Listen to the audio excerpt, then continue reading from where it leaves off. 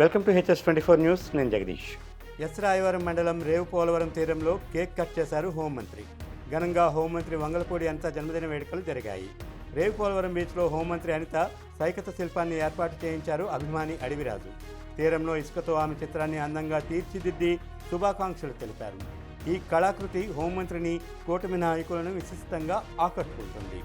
కూటమి నేతలు, కార్యకర్తలు జన్మదిన వేడుకల్లో పాల్గొని మంత్రికి పుట్టినరోజు శుభాకాంక్షలు తెలిపారు.